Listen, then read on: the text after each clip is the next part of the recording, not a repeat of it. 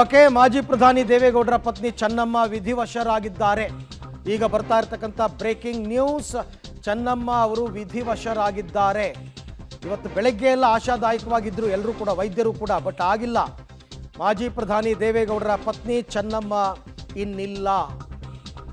ಎಲ್ಲರದು ಕೂಡ ಎಕ್ಸ್ಪೆಕ್ಟೇಷನ್ಸ್ ಇತ್ತು. ನಿನ್ನೆ ದೇವೇಗೌಡರು ಕುಮಾರಸ್ವಾಮಿ ಅವರೆಲ್ಲ ಮಾತಾಡಬೇಕಾದ್ರೇ ಈ ವಿಚಾರವನ್ನು ಹೇಳಿದ್ರು. ಕುಮಾರಸ್ವಾಮಿ ಅವರಂತೂ ಅವ್ರು ನಂಬಿರೋ ದೇವರೇ ಅವ್ರನ್ನ ಕಾಪಾಡಬೇಕು ಅನ್ನೋ ರೀತಿಯಲ್ಲಿ ಕೂಡ ಮಾತನಾಡಿದ್ರು. ಆದರೆ ಅದ್ಯಾವುದು ಕೂಡ ಪ್ರಯೋಜನ ಆಗಿಲ್ಲ ಅಂತ ಅನಿಸುತ್ತೆ. ಹಾಗಾಗಿ ಇವಾಗ ಚಿಕಿತ್ಸೆ ಫಲಕಾರಿಯಾಗದೆ ಚೆನ್ನಮ್ಮ ಅವರು ವಿಧಿವಶರಾಗಿದ್ದಾರೆ. ಬೆಂಗಳೂರಿನ ಮಣಿಪಾಲ್ ಆಸ್ಪತ್ರೆಯಲ್ಲಿ ಚೆನ್ನಮ್ಮ ಅವರು ಕೊನೆಯುಸಿರನ್ನು ಎಳೆದಿದ್ದಾರೆ. 88 ವರ್ಷ ವಯಸ್ಸು, 89 ವರ್ಷ ವಯಸ್ಸಾಗಿತ್ತು. ದೀರ್ಘಕಾಲದ ದಾಂಪತ್ಯ ದೇವೇಗೌಡರು ಮತ್ತು ಕುಮಾರಸ್ವಾಮಿ ಅವರದ್ದು, ದೇವೇಗೌಡರು ಮತ್ತು ಚೆನ್ನಮ್ಮ ಅವರದ್ದು.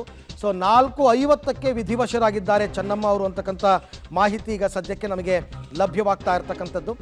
ಸೊ ಹಾಗಾಗಿ 4:50 ಸಂದರ್ಭದಲ್ಲಿ ಅವರು ವಿಧಿವಶರಾಗಿದ್ದಾರೆ. ದೇವೇಗೌಡರ ಒಂದು ರೀತಿ ದೇವೇಗೌಡರು ಮಾಜಿ ಪ್ರಧಾನಿಗಳ ಶಕ್ತಿನೇ ಆಗಿದ್ದರು ಚೆನ್ನಮ್ಮನವರು. ಅವರ ರಾಜಕೀಯ ಶಕ್ತಿ ಅಂತಂದ್ರೂ ಕೂಡ ತಪ್ಪಾಗಲಿಕ್ಕಿಲ್ಲ. 89 ವರ್ಷ ವಯಸ್ಸು. 1937ರಲ್ಲಿ ಅವರ ಜನನವಾಗಿದ್ದು, ಅವರಿಗಿವಾಗ 89 ವರ್ಷ. ಸೊ ದೇವೇಗೌಡರ ಧರ್ಮಪತ್ನಿ ಚೆನ್ನಮ್ಮ ಅವರು ಒಂದು ರೀತಿ ಅವ್ರು ಯಾವತ್ತೂ ಪ್ರಮುಖ ರಾಜಕೀಯ ವೇದಿಕೆಗೆ ಬರಲೇ ಇಲ್ಲ. ಆದರೆ ಇಡೀ ಕುಟುಂಬದ ನಿರ್ವಹಣೆಯ ಜವಾಬ್ದಾರಿಯನ್ನು ಹೊತ್ತಿದ್ರು. 4 ಜನ ಗಂಡು ಮಕ್ಕಳು, 2 ಹೆಣ್ಣು ಮಕ್ಕಳು ಚೆನ್ನಮ್ಮನವರಿಗೆ. ಸೊ ಅವರೆಲ್ಲರನ್ನ ಕೂಡ ಅಗಲಿದ್ದಾರೆ ಚೆನ್ನಮ್ಮ. 1937ರಲ್ಲಿ ಹಾಸನದ ಮುತ್ತಿಗೆ ಹಿರೇಹಳ್ಳಿ ಗ್ರಾಮದಲ್ಲಿ ಅವರ ಜನನವಾಗಿತ್ತು. 1954ರಲ್ಲೇ ದೇವೇಗೌಡರನ್ನ ವರಿಸಿದ್ರು ಚೆನ್ನಮ್ಮನವರು. ಸೊ ಇವರಿಗೆ 4 ಜನ ಮಕ್ಕಳು, ಗಂಡು ಮಕ್ಕಳು ಮತ್ತು 2 ಪುತ್ರಿಯರು. HD ಬಾಲಕೃಷ್ಣ, ರೇವಣ್ಣ, ಕುಮಾರಸ್ವಾಮಿ ಮತ್ತು HD ರಮೇಶ್. ಇವರು 4 ಜನ ಗಂಡು ಮಕ್ಕಳು. ಅವರ ಪುತ್ರಿಯರು ಅನುಸೂಯ ಮತ್ತು ಶೈಲಜಾ ಅವರು. ಸಂಸದ ಡಾಕ್ಟರ್ ಮಂಜುನಾಥ್ ಅವರು ಅಳಿಯ. ಇನ್ನು ನಿಖಿಲ್ ಕುಮಾರಸ್ವಾಮಿ, ಸೂರಜ್ ರೇವಣ್ಣ, ಪ್ರಜ್ವಲ್ ರೇವಣ್ಣ ಅವರು ಮೊಮ್ಮಕ್ಕಳು.